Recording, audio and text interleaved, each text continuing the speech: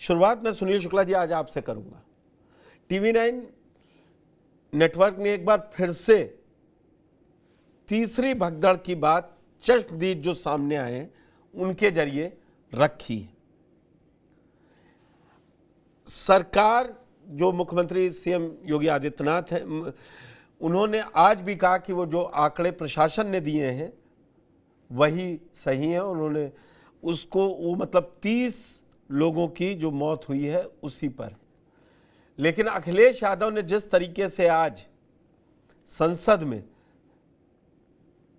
केंद्र सरकार को भी घेरा, यूपी सरकार को भी घेरा, वो तो यहां तक चले गए कि मैं इस्तीफा दे दूं अगर सरकार ने ना कहा हो कि मैंने 100 करोड़ का इंतजाम किया है। लेकिन आप जमीन पे क्या देख रहे हैं? इतना सियासी हंगामा मचा रहे हैं अखिलेश यादव, इसका कोई बेनिफिट मिलता नजर आएगा उनको? जो राजनीतिक पार्टियां जो भी हंगामा करती हैं इसीलिए होता है। कुछ तो सस्ता लो, सब बढ़िया लो, इसमें क्या खास बात है? थोड़े में ज्यादा स्वाद, यही तो है इसकी खास बात। प्रायोजक हैं cancer healer centre, a new beginning. धन्यवाद पुष्कर जी। अब इसका राजनीतिक लाभ उनको होगा कि नहीं होगा मैं नहीं कह सकता, लेकिन एक विपक्षी दल के रूप में जो उनको भूमिका होनी चाहिए थी उसका तो निर्वाह कर ही रहे। अगर किसी तरह की अनियमितता की शिकायत है, अगर किसी तरह की अव्यवस्था की शिकायत है, सरकार के द्वारा उसके दायित्वों का पालन न करने की शिकायत है, तो निश्चित रूप से उसे विपक्ष को बोलना चाहिए। समाजवादी पार्टी उत्तर प्रदेश में विपक्षी दल है, सबसे बड़ी पार्टी है वो, तो उसको बात तो ये कहनी ही चाहिए। जहां तक बात रही है, अगर ये कहने का मौका भी सरकार दे रही है। आप कह रहे हैं कि TV9 तीसरे भगदड़ का उल्लेख कर रही है। मैं तीसरे भगदड़ के बारे में मुझे जानकारी नहीं है, लेकिन 2 भगदड़ की जानकारी तो मुझे भी है। लेकिन सरकार केवल एक भगदड़ की बात कर रही है। एक तीसरी घटना जो उस दिन हुई है उसकी जानकारी हमें भी है कि दुर्घटना हुई जिसमें कुछ लोग मारे गए। वो संगम लोअर पे हुई, उसके भी विजुअल चल रहे हैं और वो चश्मदीदों ने दिखाया, वो पुलिस चौकी बूथ था वो टूटा हुआ पड़ा है और लोगों ने खुद कहा है। मैंने अपने हर वक्तव्य में ये कहा है कि मैं TV9 सरकार की बात को मान रही है, लेकिन चश्मदीद वहां कुछ और कह रहे हैं। और आप हैं प्रयागराज में, आपको पता है कि लोग क्या कह रहे हैं और क्या। पार्किंगों में सैकड़ों गाड़ियां खड़ी हैं पिछले 5 दिनों से, तो जो 5 दिन की। आप देखिए, एक वीडियो है वायरल, वो भी है और वो भी जिम्मेदार चैनल के ऊपर है, जिसमें राजस्थान का एक व्यक्ति कह रहा है कि मेरी पत्नी का शव मुझे दिया गया, उसका पोस्टमार्टम नहीं कराया गया और कहा गया कि ले जाओ। राज्यसभा में कल भाषण दिया है TMC नेता डेरेक ओब्रायन ने कि उनके राज्य में कई शव गए हैं जिनका पोस्टमार्टम नहीं कराया गया है।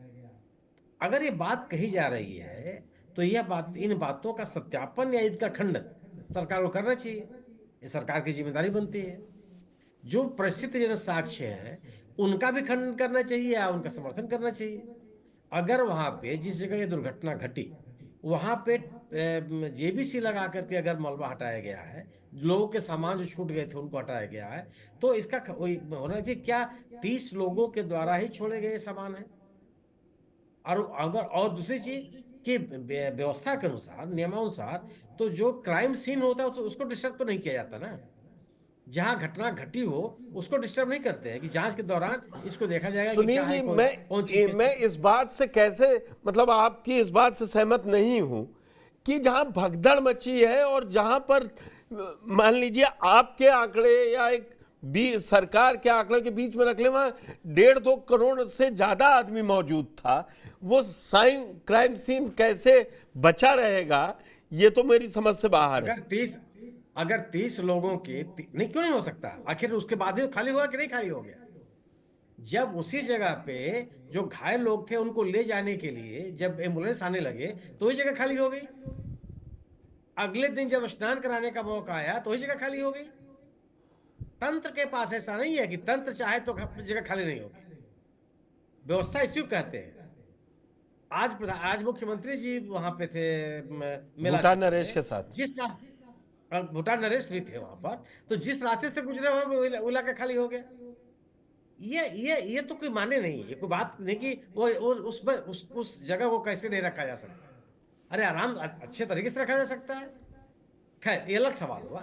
लेकिन अगर जो सवाल उठ रहे हैं, अगर आप भी कर रहे हैं और यह बात लगातार कही, आज हमको एक वकील साहब ने मुझसे कहा कि उनके इलाके में कुछ गाड़ियां कई दिनों से ऐसी लावारिस खड़ी हैं, धूल दूसरी, तो उन्होंने स्थानीय पुलिस को कहकर उसको हटवा करके थाने के पास रखवाया कि भाई इसको हटा, पता नहीं क्या इसमें है। अगर ये बातें, और आज की तारीख में अगर कोई गाड़ी आपके यहाँ खड़ी हो और आप उसका संज्ञान न लें और ये जानना क्या कोई कठिन काम है क्या कि वो गाड़ी किसकी है? नंबर है, नंबर से उस जिले में बात कीजिए, पूरा एड्रेस आपको मिल जाएगा, उस एड्रेस वाले से बात करा दीजिए। इसमें सरकार लगती है ना, कोई इंडिविजुअल तो खोज नहीं रहा।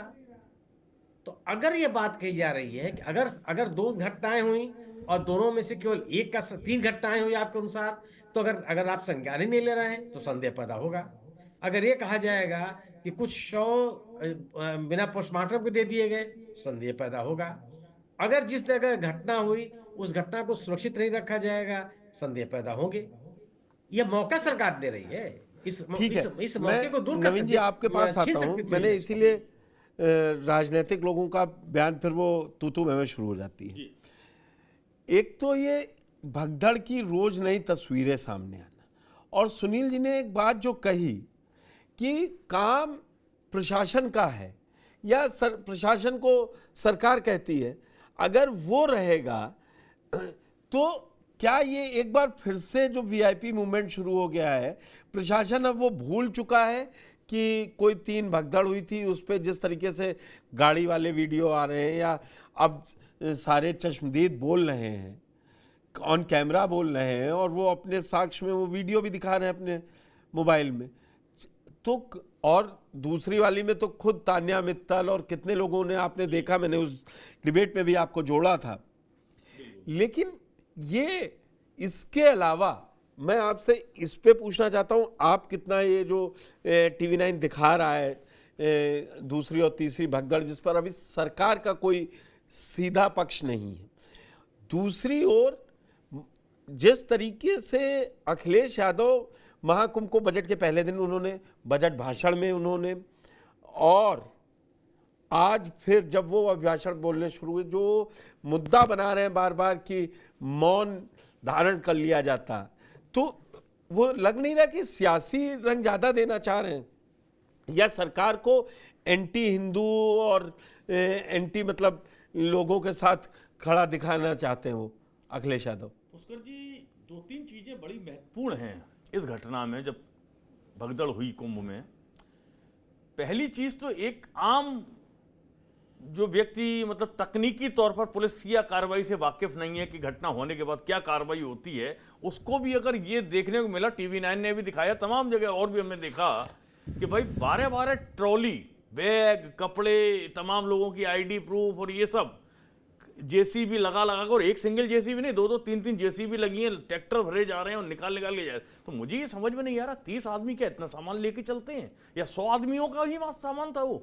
ये तो बड़ी तादाद में इतना सामान रहा होगा जिनका सामान लावारिस छूटा है। और अगर किसी का छूट गया तो भगदड़ जब शांत हो गई थी और लोग शांत हो गए, तो अपना सामान लेने तो कोई आता ना, कोई दावेदार नहीं दिखाई दिया। और आपको ऐसी क्या आपाधापी मची थी कि आपने उस सामान को रखा कहाँ ले जाके स्टोर किया? भाई लोगों के ID प्रूफ हैं, तमाम चीज़ें हैं, उसमें पैसा वैसा भी होगा, तो आप कम से कम उसको प्रिजर्व करते, कहीं एक सुरक्षित जगह पर रखवाते और अनाउंसमेंट कराते कि भाई जो घटना हुई थी उस घटना के बाद ये सामान यहाँ रखा हुआ है, जिन लोगों का है वो कृपया ले जाएं और अपना नाम पता लिखा के जाएं, पहचान बता के जाएं, खत्म हो जाती बात। आपने पहली चीज़ क्या है कि उस पर पर्दादारी करने का काम शुरू किया। घटना जिस दिन हुई पहले डिनायल हुआ, 17 घंटे के बाद नाम आता है कि साहब 30 आदमी उसको टोटल घटना में सही मर गए हैं। इसके बाद फिर परतें खुलती कि साहब झूसी में भी भगदड़ मची थी, तान्या मित्तल का जिक्र आया, तान्या मित्तल ने अपने मुंह से कहा कि 5-6 लाशें तो मैंने देखी हैं, फिर वो स्टोर का जिक्र आया, हल्दीराम का जिक्र आया। इसके बाद अब संगम लोअर के ऊपर ये बात आ रही कि भाई संगम लोअर में भी भगदड़ मची।